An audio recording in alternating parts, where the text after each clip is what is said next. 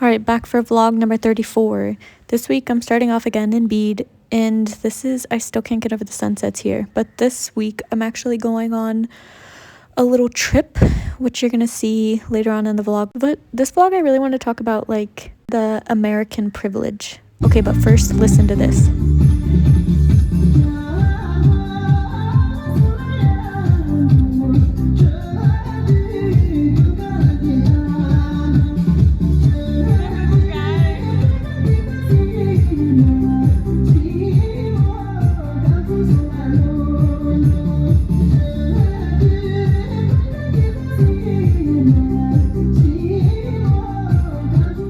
Wasn't that just the most amazing thing? So I guess that happens every month or maybe twice a month in Bede, India.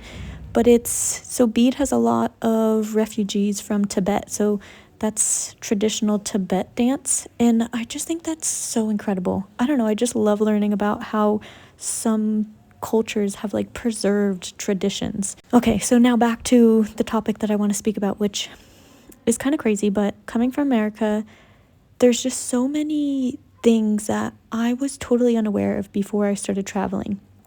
And here you'll see me hand washing my clothes. This is something that I would have never imagined doing. And if you would have asked me to do this while I was living in America, I would have looked at you like you were crazy. But when I came to India back in 2023 and I did my yoga program, it was just required for us to wash our own clothes by hand. And I'm not gonna lie, at first I was like, are you serious? But then just something clicked into me where I realized like there was this internal privilege in me that I was expecting things and I felt like I shouldn't have to do certain things. And that was something that when I came to this realization, I felt so disappointed in myself that I come from somewhere that enables that. And it was kind of like a decision I made during my first trip to India that I didn't want to be that person. I didn't want to have that entitlement. I didn't want to have that expectation that things are supposed to be easy for me or supposed to be done for me. And so even when I moved back to America after my first trip in India, I started doing things by hand. I started valuing my clothes more. I started living more mindfully and trying to reduce waste and trying to just be more conscientious of my actions and not just expect things, which was a culture shock. And that's another thing. So as you see, I took a bus from Bede to Delhi and then a flight from Delhi to Kathmandu.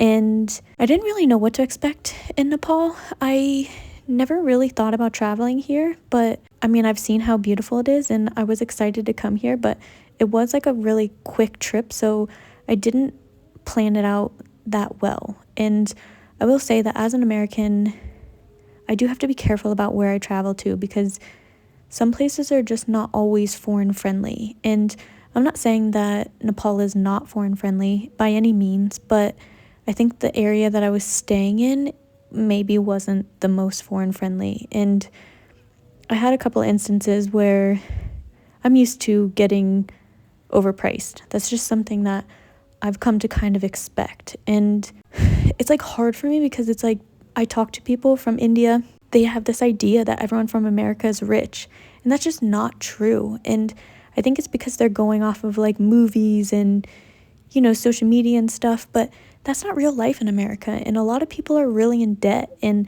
they may live these quote unquote nice life, but they're in debt. It's not real. It's not real money. And so it's really difficult, but when I come to places like India and Nepal, people see me and they just think that I have a lot of money. And so I normally get charged at least double or triple the amount that local people do. And I'm not saying that there is necessarily anything wrong with this. I understand a business is a business and people see a business opportunity to make more money, but there was a couple instances this time here in Nepal where I was kind of targeted by women on the street and kind of cornered into giving money. And it's a really hard thing for me because I really want to help people, but I just can't afford to help everybody. If I gave money to every person that asked me for money on the streets, I wouldn't have any money. And I mean, I know this is a big issue, but I don't know, it's just kind of difficult.